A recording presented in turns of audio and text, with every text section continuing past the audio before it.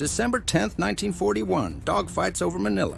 On December 10, 1941, the Japanese continued their intense bombing campaign of the Philippines, this time focusing on Manila Bay. First warning of the approach of Japanese planes reached the Interceptor Command at Nelson Field at 11:15 a.m.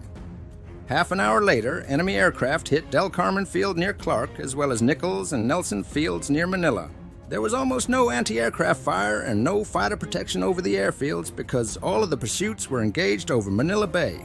Leading the aerial assault were the Nell and Betty bombers. They were followed by the nimble Mitsubishi A6M Zero fighters, renowned for their maneuverability and prowess, which would strafe the planes and installations and people on the ground. The Japanese were also sure to attack the Cavite Naval Yard near Manila.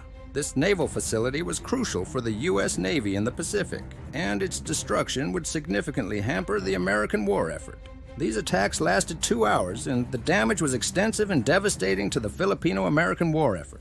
Worried that the situation was quickly becoming untenable, many destroyers, gunboats, and even merchant ships with valuable cargo left Manila Bay to join Task Force 5 in their quest to regroup somewhere in the south near Australia. Though this convoy was spotted and attacked, only one ship was sunk by the Japanese. The rest got away. The U.S. Far East Air Force, AFIF, tried valiantly to mount a counteroffensive.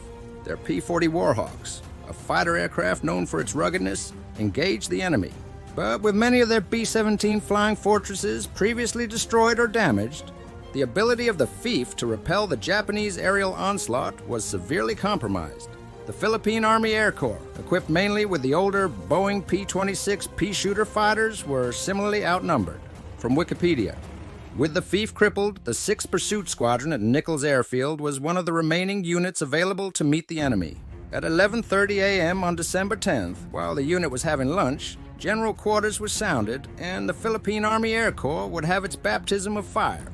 Captain Villamor, along with Lieutenants Godofredo Giuliano, Geronimo Aclan, Alberto Aranzazo, and Jose Gozar met another wave of Mitsubishi G3M bombers and Mitsubishi A6M Zero fighters over the skies of Zablan Airfield and Pasig with their Boeing P-26P shooters. Captain Villamor was first to take off and meet the attackers. A Japanese Zero gave chase, and Captain Villamor maneuvered his aircraft to shake off his opponent. He dove his P-26 and hugged the treetops of the Marikina Valley and even flew under high-tension wires. The Japanese pilot gave up the chase, thinking he hit the ground.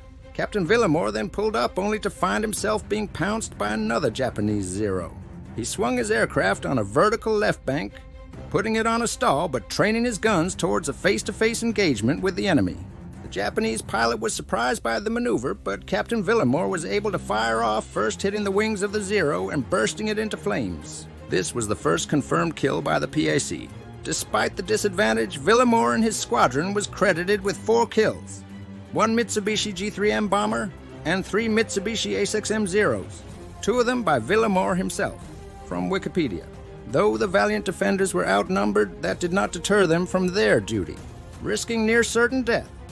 This small but scrappy cadre of air fighters fulfilled their duty to their nation by doing their best to protect the defenders and their installations. These heroic actions filled the defenders on the ground with pride, and their exploits on this and the coming days would become the stuff of legend. Thanks for watching.